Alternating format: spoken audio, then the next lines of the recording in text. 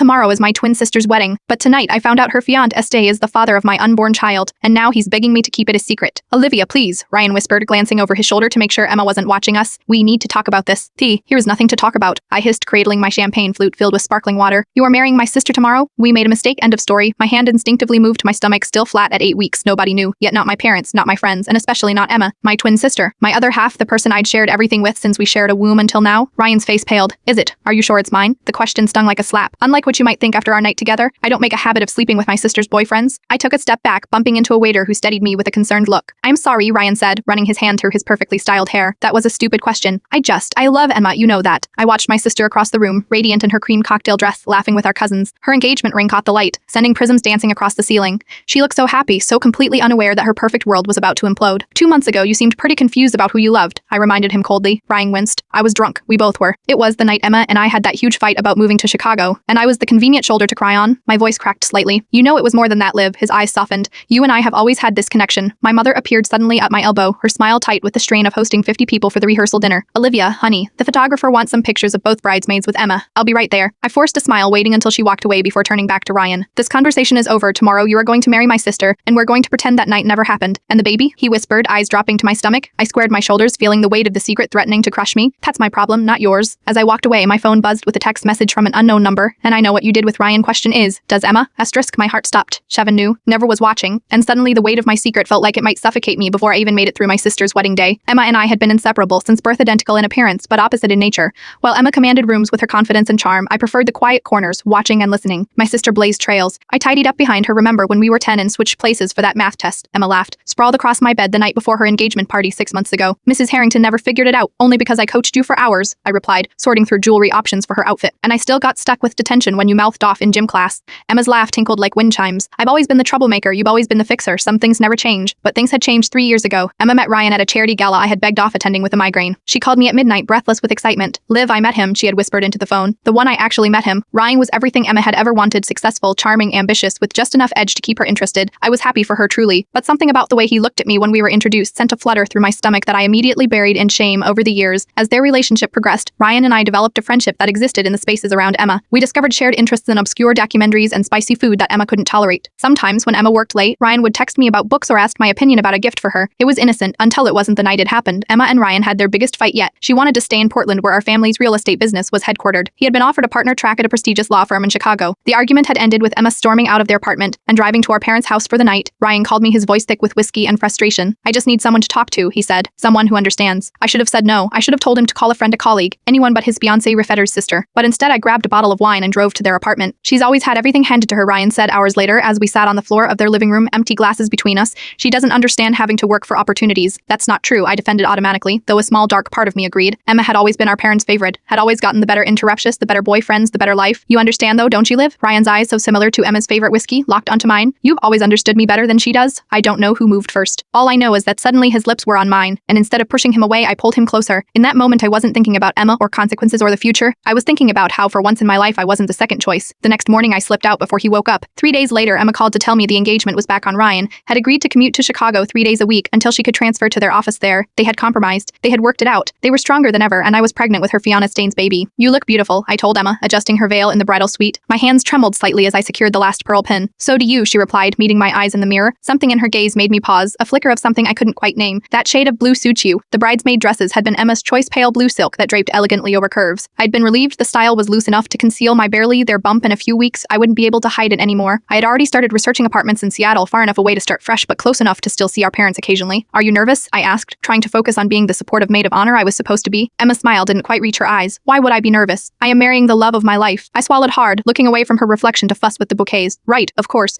You know, Emma said, her voice oddly casual, Ryan and I had the strangest conversation last night. My heart stuttered. Oh, he wanted to postpone the wedding. Can you believe that cold feet at the last minute? She turned to face me directly, her wedding dress rustling with the movement. I told him that wasn't an option, not after everything we've invested in this day. What did he say? My mouth was suddenly dry. He came around, obviously. Emma's smile was tight. He always does. Before I could respond, our mother burst into the room with the photographer, and the moment was gone. The next few hours passed in a blur of posed photos, processional lineups, and finally the ceremony itself. Standing at the altar, watching Ryan recite his vows to my sister, I felt hollow. His eyes flickered to mine once during the exchange, and the naked pain I saw there nearly broke me. I looked away, focusing on the elaborate floral arrangements until I could breathe again. At the reception, I performed my maid of honor duties mechanically, toasting the couple, dancing with the best man, smiling until my face ached. During a moment alone at my table, my phone vibrated with another text from the unknown number. Eat the bride looks happy. Wonder how long that will last when she finds out about the baby. Mill me by the coat check in 5 minutes, or Emma gets a wedding present she'll never forget. Asterisk my blood turned to ice. I scanned the room trying to identify who might be watching me, but everyone seemed engaged in conversation or dancing. With shaking legs, I made my way toward the coat check, tucked away in a quiet corner of the venue. The hallway was empty when I arrived. I waited, heart pounding, until a server I didn't recognize approached from the shadows. You must be wondering who's been texting you, she said, her voice oddly familiar, though I couldn't place it. Who are you? I demanded. What do you want? She smiled, a cold, calculating expression that sent chills down my spine. I am a friend of Emma's. She asked me to keep an eye on you today. Make sure you didn't do anything. Impulsive, Emma knows? The words came out as barely more than a whisper. The woman's laugh was cruel. Oh honey, Emma knows everything, she always has. The question is, what are you going to do about it? 3 weeks after the wedding, I still hadn't confronted Emma about the texts or the mysterious server who had disappeared before I could question her further. Ryan and Emma had returned from their honeymoon in the Maldives, tanned and seemingly happy, at least according to their perfectly cured Instagram posts. I had been avoiding family dinners, claiming work deadlines at the real estate office, but I couldn't dodge the Sunday brunch my mother had insisted on to hear all about the honeymoon. Olivia, you look terrible, my mother said by way of greeting when I arrived at their house. Are you sleeping? You've got circles under your eyes. I am fine, Mom, I muttered, following her into the kitchen where Emma was arranging pastries on a serving platter. My sister looked up and smiled, but there was something calculating in her eyes that made my skin crawl. Liv, I've missed you, she said, embracing me tightly. She whispered in my ear, we need to talk alone. I pulled back, nodding slightly, then turned to greet my father and Ryan, who were discussing golf on the patio. Ryan wouldn't meet my eyes, brunch was excruciating. I pushed food around my plate, my morning sickness making everything unappetizing. Emma dominated the conversation with honeymoon stories while I tried not to imagine her and Ryan together on pristine beaches. Olivia has some exciting news too, Emma said suddenly, during a lull in the conversation. All eyes turned to me and I froze. I do. Emma's smile was razor sharp. About Seattle, the job offer you mentioned? I hadn't told anyone about my plans to move, least of all Emma. My fork clattered against my plate. Oh yes, I stammered. I'm considering a position with a firm there. Nothing's decided yet. Running away, Liv? Emma's tone was light, but her eyes were hard. That's not like you, my mother frowned. Seattle. But what about the family business? Your father was planning to put you in charge of the residential division next year. I need a change, I said weakly. After brunch, Emma cornered me in our old bedroom upstairs, shutting the door behind her with a decisive click. So, she said, leaning against the door, when were you going to tell me about the baby? My hand flew to my stomach reflexively. How did you, please? Emma scoffed. We're identical twins. You think I don't notice when your body changes, when you skip wine at brunch, when you practically run from the room when Mom brought out those smelly cheeses? I sank onto the edge of the bed. I was going to the edge of the bed. I was going to tell you. After I moved. How convenient. Emma's voice was ice. Just disappear with my husband's child. The confirmation that she knew about Ryan hit me like a physical blow. Emma, I am so sorry. It was one night we were drunk. It meant nothing. Save it. She held up her hand. I've known about you and Ryan for years. I blinked in confusion. Years? No, it only happened once, the night you fought about Chicago. Emma's laugh was bitter. Oh, Liv, sweet, naive Liv, that wasn't the first time. What are you talking about? She crossed the room to stand over me. You really don't remember, do you? Junior year of college, my birthday party? You got wasted on tequila shots, and Ryan helped you to bed. A cold feeling spread through my chest. That's not. We didn't. He told me everything the next morning, Emma continued relentlessly. How you kissed him, told him you'd always wanted him. How you pushed you away out of loyalty to me. I forgave you both then. You were drunk, he did the right thing. But I've been watching ever since. The room seemed to tilt beneath me. I had no memory of kissing Ryan in college. The night was a complete blackout. Had it actually happened? Or was this another of Emma's manipulations? If you knew about us, why go through with the wedding? I asked. Emma's expression hardened. Because I don't lose, Olivia. I've never lost to you and I wasn't about to start with Ryan. In that moment, I saw my sister clearly, for perhaps the first time in our lives. The competition I'd always felt between us wasn't one-sided. It was Emma's entire framework for our relationship, and she'd do anything to win. Tear is more you don't know, she continued, a cruel smile playing at her lips. Remember Michael in high school? He didn't ghost you. I told him you were cheating. My first boyfriend who had disappeared from my life without explanation after months of sweetness. I'd been devastated. And that photography fellowship you wanted so badly in college, I deleted your application email. Is then at risk you outshining me for once. Each revelation was like a knife twisting in my gut. All these years, I thought Emma was simply the more successful twin, the more magnetic personality. I never imagined she'd actively sabotaged me. Why? I whispered, tears welling in my eyes. I've always supported you, or each cheered you on. Because you are the good one, she spat. Everyone always said Emma's the wild one, but Olivia has such a good heart. Even Mom and Dad, they're always telling me to be more like you, a responsible Olivia. Do you have any idea what it's like living in the shadow of someone's goodness? A knock at the door interrupted her tirade. Ryan's voice came through the wood. Emma, your mom's looking for you. The neighbor stopped by. Emma's demeanor changed instantly, her face smoothing into a pleasant mask. Coming, honey. She turned back to me, voice low. This conversation isn't over. And if you are thinking of telling Ryan about the baby, don't. He chose me, Olivia. He'll always choose me. She left me sitting on the bed, shaking with anger and betrayal, finally seeing the web of lies my sister had woven around my entire life. The week after my confrontation with Emma, I scheduled an appointment with my obstetrician.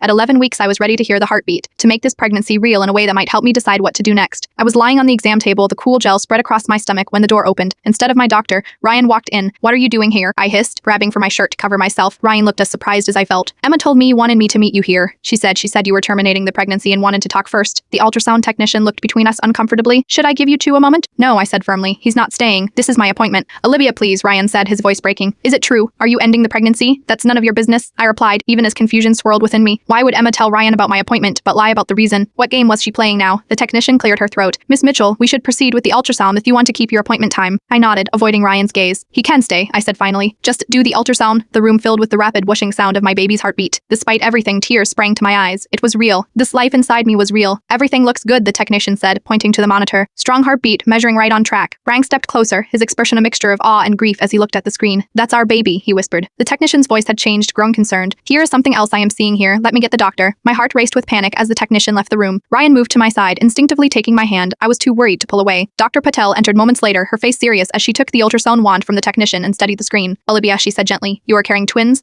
The world seemed to stop spinning for a moment. Twins, I repeated numbly. Yes, Honical, from the look of it, they're sharing a placenta, Dr. Patel continued, pointing to the screen. But I am concerned about what I am seeing. Here is a significant size discrepancy between the two fetuses, which could indicate twin-to-twin transfusion on Poppin. She explained that one twin was receiving more blood flow than the other, a potentially dangerous complication that would require close monitoring and possibly intervention. The condition can be fatal to both babies if not treated. I'd like you to see a maternal fetal medicine specialist as soon as possible. I barely heard the rest of her explanation, my mind spinning with the irony. Twins. I was carrying twins just as my mother had carried Emma and me, the cycle repeating itself in the most literal way possible. After the appointment, Ryan insisted on walking me to my car. I am coming with you to the specialist, he said firmly. These are my babies too, Olivia. Does Emma know you are here? I asked, suddenly remembering how he'd found me. Ryan's expression darkened.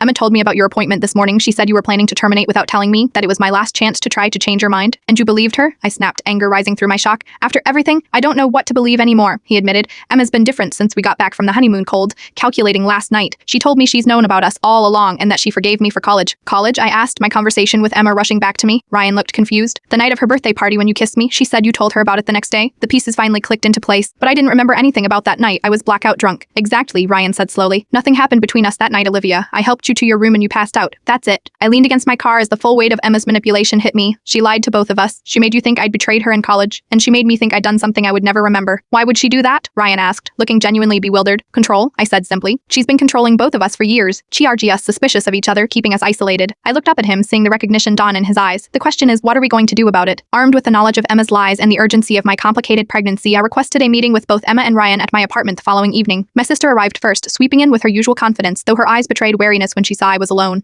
Here is Ryan, she asked, dropping her designer purse on my counter. Your text said we needed to talk as a family. He's on his way, I replied evenly, motioning for her to sit. But I wanted a moment with you first. Emma sighed dramatically. If this is about our conversation at Mom and Dad's, I think we both said things in the heat of the moment. It's about the twins, I interrupted, watching her face carefully. Her expression didn't change, not even a flicker of surprise. The twins, she repeated flatly. My babies, I clarified. I am carrying twins, Honical twins, but you already knew that, didn't you? A small smile played at the corner of her mouth. What makes you think that? Because you've been one step ahead of me this entire time. The text at the wedding, sending Ryan to my doctor's appointment with a lie about termination. You wanted him to know about the babies. Emma shrugged, dropping all pretense. Of course I did. What better way to bind him to me permanently than to be his link to his children, his poor, mentally unstable wife, generously allowing a relationship with the products of his affair with her troubled sister. The coldness in her voice sent chills down my spine. This was my twin, my other half, the person who should have been closest to me in the world, and she was a complete stranger. You need help, Emma, I said quietly. This isn't normal, the way you've manipulated everyone. She laughed, the sound brittle and harsh. Says the woman who slept with her sister's fiancé.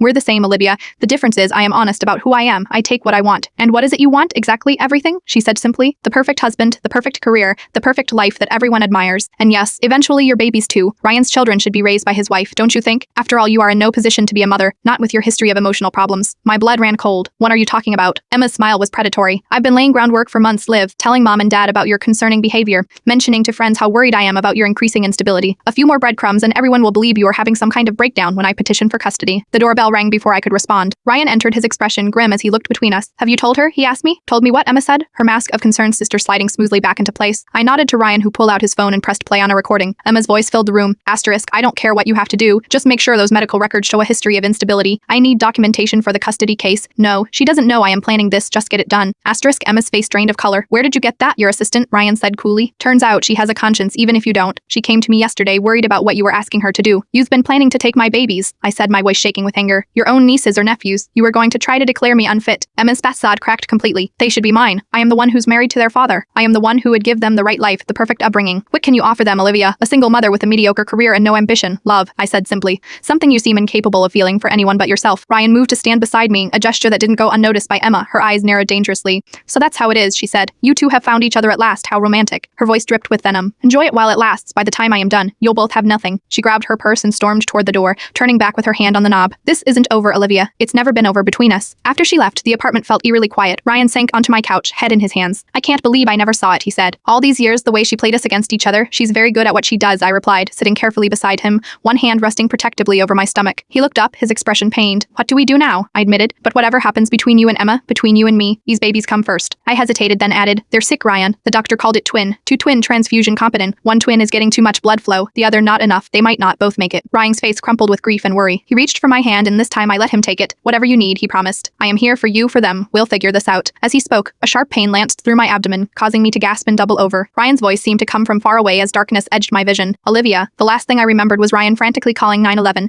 and the warm wetness spreading beneath me as my world faded to black. The hospital room was quiet, except for the gentle beeping of monitors. I opened my eyes to find my mother sitting beside my bed, her face drawn with worry. There she is, Mom said softly, reaching for my hand. You gave us quite a scare, sweetheart. Memory rushed back, the confrontation with Emma, the pain, the bleeding. I tried to sit up, panic rising in my chest. The babies, I gasped. Are they? They're hanging in there, my mother assured me, gently pressing me back against the pillows. The doctors performed an emergency procedure to correct the blood flow between them. It's still critical, but they're fighters. Relief flooded through me, followed quickly by confusion. How did you know about the twins? I haven't told you yet. My mother's eyes filled with tears. Ryan explained everything, Olivia. Everything about Emma, about what's been happening. I am so sorry I didn't see it. I looked away, unable to bear the pain in her face. Where is she? Emma's with your father. They're processing. She squeezed my hand, but that's not important right now. What matters is keeping you calm and those babies safe. A soft knock at the door interrupted us. Ryan entered looking exhausted but smiling when he saw me awake. The doctor says you can have more visitors, but only if you were feeling up to it, he said. Behind him was a tall, distinguished man I recognized as one of the city's top maternal fetal medicine specialists. Dr. Sharma approached my bedside with a tablet in hand. Miss Mitchell, good to see you, alert, he said. I've been monitoring the twins since the fetoscopic laser procedure yesterday. Would you like to see them? I nodded eagerly, and he turned the tablet to show me an ultrasound image. Two tiny forms floated in the grayscale image, their heartbeats visible as rhythmic flutters. Baby A is already showing improved blood flow, Dr. Sharma explained. Baby B will take a bit longer to catch up, but I am cautiously optimistic. However, his expression grew serious. You'll need to be on strict bed rest for the remainder of your pregnancy with weekly monitoring. The next few days in the hospital gave me time to think about my future, about Emma, about the kind of mother I wanted to be. Ryan was a constant presence, sleeping in the uncomfortable chair beside my bed, bringing me books and magazines and making sure I followed every instruction from the medical team. We didn't talk about us, about what might happen between us romantically. That wasn't important now. What mattered was building a foundation of trust and honesty for our children. On my 5th day in the hospital,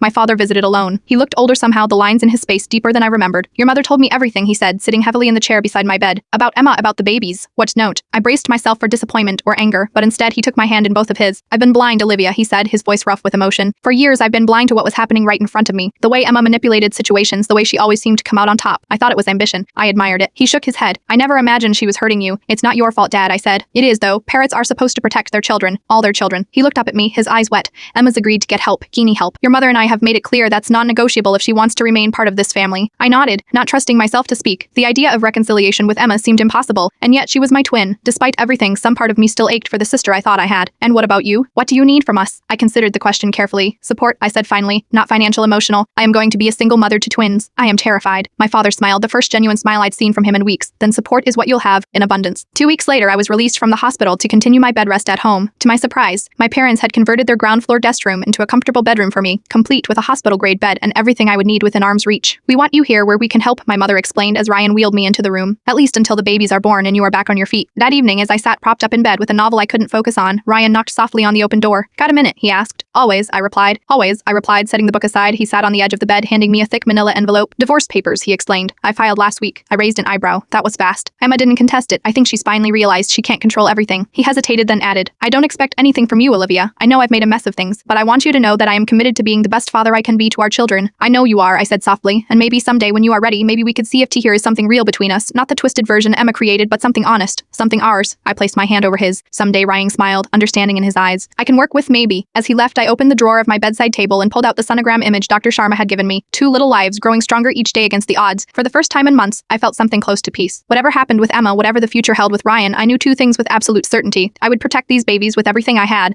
and I would never again let someone else define my worth. My phone buzzed with a text message. Unnerdy all number. I hesitated before opening it, remembering the threatening texts from the wedding, but this was different. I don't expect forgiveness, just wanted you to know. Minus I didn't respond, but I didn't delete it either. Harado would take time for all of us. The twins inside me were proof that sometimes the most unexpected beginnings could lead to something beautiful, even when the journey was complicated. I placed my hand on my growing belly, feeling a flutter of movement for the first time. We're going to be okay, I whispered to my daughters. All of us. The road ahead wouldn't be easy. There would be more hospital visits, more difficult conversations, more decisions to make about Ryan and Emma and